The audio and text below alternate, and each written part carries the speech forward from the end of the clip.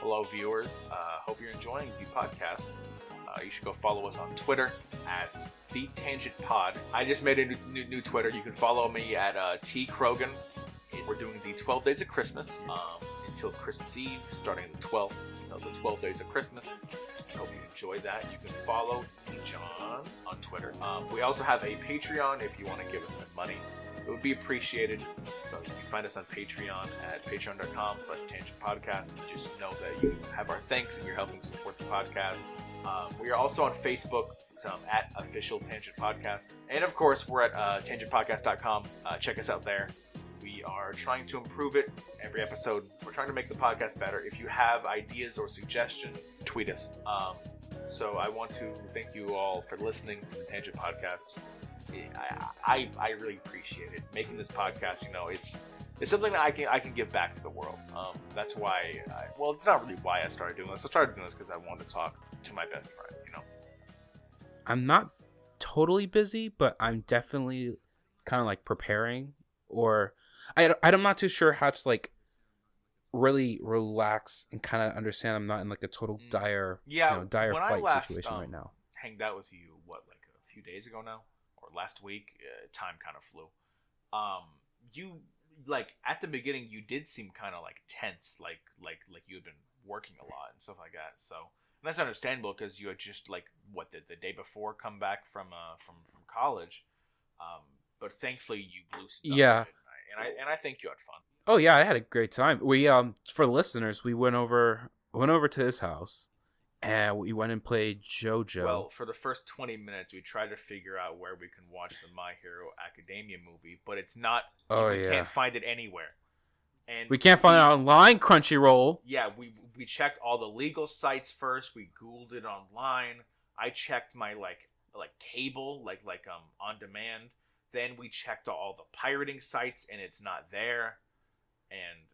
And if I could legally watch it somewhere, I would, because I really enjoyed that movie, and I saw it in theaters with my brother. And you haven't seen it, so I was like, oh, cool, I'll just watch it with I wanted to see it in theaters, but the thing is that the time had already passed for it to be in theaters now, so it's like, oh, crap. And it's not even that, it's just only in select theaters, too. Yeah, plus it wasn't in every theater, and the theaters it was in, it showed like 4 times, and each one was packed, so, yeah. I don't know why they didn't show it more. I mean, if there's that much demand, at least put a few more shows. That's the whole problem with like the exclusive rights. Like, this theater have the exclusive rights to air this showing of My Hero Academia, and I will make it for only 4 showings of this entire week. That's Yeah. That sucked. But we decided to play some of the JoJo fighting game, which you're okay. I haven't had time to practice. You went through that story mode, man. I did not actually. Really? I have not played story mode. My brother has, but I've learned everything I have from just fighting him. So, okay. Well, it was like my second time playing the game, so. And you got pretty good at Jotaro, but I still beat you in every single fight. I was close by only one match. I was actually decently close. Yeah, and I think I was playing someone who I never played before. I think it was Akira. Akiba. No. I kicked your ass as that's right. As him, because I'm actually good at him. Yeah. But then after that, we went and got my brother because he had just gotten off school. And then we went to the arcade that's near us, and we played there for a little while. Mm-hmm. Then I took you back, so it was really fun. We played a racing game, and you're a fucking beast at air hockey, apparently. Okay. Even though I did win in the end. Because I won the rock, paper, scissors. Yeah, so I beat him in 2 matches, and then at the very end, it's like, okay, real man's game, rock, paper, scissors. 1 out of 1, and I got him. No, actually, yeah, you're right. It was 1 out of 1. Shoot, it was like a tie at first, and I thought maybe you would fake out. We both rolled scissors. You always go for scissors first. That's the thing. I mostly do scissors first, yeah, and then afterwards, I usually either stay scissors or go rock. Exactly. I almost never throw paper, actually. That's the thing, because paper is always perceived weak. We're big men. We don't show weakness. I mean, rock is like, okay, in my opinion, here's the weird thing about rock, paper, scissors. There is no skill. Like, it's all luck. It's all luck and statistical probability the longer you do it. Like, at the beginning, it's like, you think that, it's like, here's the thing, is if I had to resolve an argument between two people, or like a bet between two people, or something like that. And they said, okay, how we're going to solve this? If we do a coin flip, it feels unfair because there's like no chance, or there's no way for me to like, have any agency. It's just rock, paper, scissors feels better. Rock, paper, scissors, even though it's luck, it feels like you had a choice in your luck. Yeah, it's like, damn it, I could have used a different one and won. I feel like more people take ownership of the fact that they have bad luck with rock, paper, scissors than they do with anything else. And because of it, it was salty, but at the same time, it's like, what are you gonna do? I still feel like, dang, why did I go for scissors twice? Yeah, and I didn't help with that because immediately after winning, I raise my hands in the air and just go, champion! Yes. Champion. That was pretty fun. It was then I gave you the loser's coin that we got from the prize booth. I still have it in my hand, actually. You tried to give it to us. It's like, no. I don't want the loser's prize. Gosh. It sucks too because I beat you guys at air hockey. All of you. I beat you. I beat Jake. It's only because it's only because we were both on the same side. Okay? And there's another person in the way. You were over there with both your hands and you could move around agile while we're bumping into each other going like, come on, man, move. It was your fault that puck went in. It's not mine. We're just bickering. I just like the fact that when you guys are bickering, I just like scored one shot straight into the goal, and you guys just stared at each other. Yeah, like this is your fault. Oh goodness. But I mean, at least you know that you can beat me in a racing game, because Fast and Furious, I was just trashing, honestly. You pulled the wheel way too hard. Okay. You're doing a hard turn. Okay, here's the thing though. For the listeners, for me, I don't feel comfortable like playing that game for one reason. For the side that Jake was in, his wheel was way too loose. It was so easy, like if you turn a little bit, it moves almost all the way to the other side. And when you move the wheel, it feels like you already just, shot that thing already to the other side just by moving your pinky across it. And it's too sensitive. I didn't like that. But I had to take ownership in some case because for me, I'm not much of a fan of driving, and I love driving.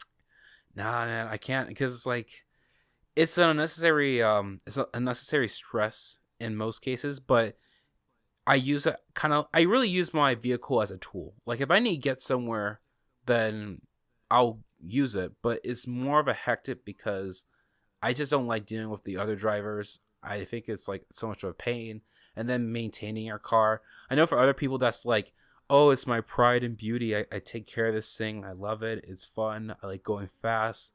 And I'm like, nope. My car is almost like a recreation device to me, as you've seen when you're in the car with me. Yeah. I just listen to music and I sing songs and I drive kind of fast sometimes. Mm-hmm. And it's really fun because I get to go where I want and do what I want and not be told what to do. And it's very nice and it feels liberating. And I get to listen to my music as loud as I want. I mean, without other people complaining. Yeah. So it's nice. Yeah, it's okay, I'll give you this. Having a car is great. I know for other people it's like, oh, I don't have a car. I wish I had a car. And it's like, yeah, I mean, for a lot of people, this is good. And, having your own space to yourself for like 30 minutes is really refreshing, especially if you're in like in a really big family. But for me, I don't know. I'm used to being by myself. Even if I'm going in like, a bus, I think the only problem is I would take the bus for almost anywhere I go if it were faster in this city and the cities that I go in. So like the more metro I'm in, the better it is, because I know that the places I go to, I'm going to go on a frequent basis. And if I can get there in a walking or biking distance, then I really don't have much of a reason to get a car, because, if I want to go somewhere else, I can just take a taxi, Uber or a Lyft and just head there myself or get a ride from somebody.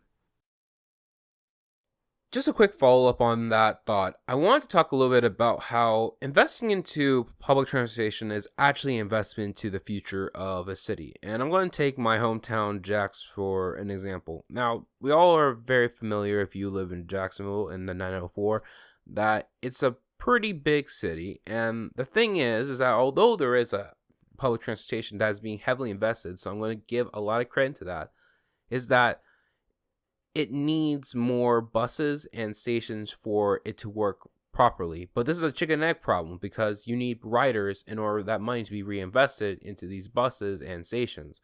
But I do think this is something to take a big focus in the city for, mainly because by giving people active ways to move around a city from the downtown core to even the beaches, you're allowing a lot more people to have better economic and social mobility, because they're able to transport themselves to places that are usually blocked off because of their economic status or by distance alone, which keeps a lot of populations and communities separate apart, which can cause a lot of disparity. And this especially is a hindrance to young people because for young people, we barely have any money to, afford college, and getting a car is one of those things where it's semi-mandatory in a very big city like Jax. And for parents is a tough deal because you either have to entrust your kid with your car, or you have to find a way for your kid to get a car, and then your insurance, heaps up to maybe thousands of dollars just because of the insurance calling your kid a liability, which is true. But these kinds of things make it difficult for families in poor status to move up.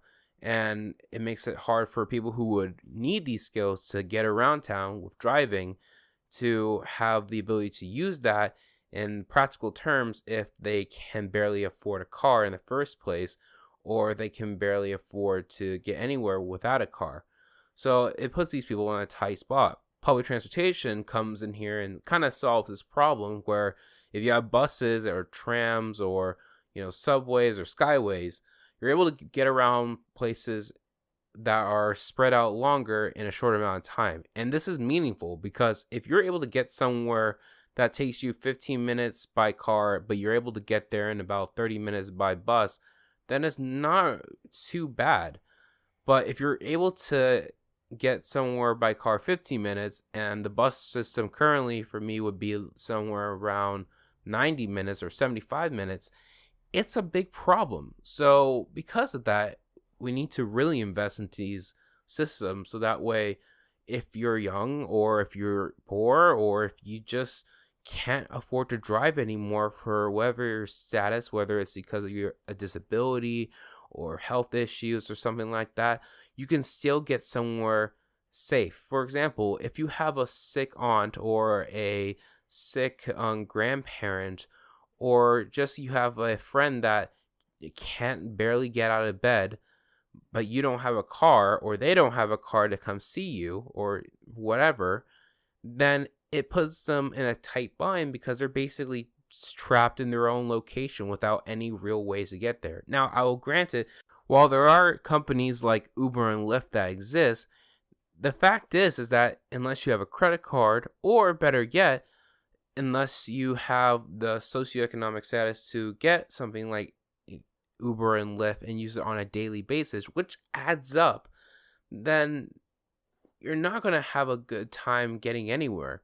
And I think public transportation is even more vital now as cities start to grow and become more interconnected, because by connecting large sections of the population together in places where they can skill up or find higher value or put themselves in opportunities that can generate better economic opportunity, we're not only, investing in our future, but we're also helping our communities. So that's something that I think next episode of the podcast we can probably talk about. But anyway, this is Yjang, and I'm signing out. Peace.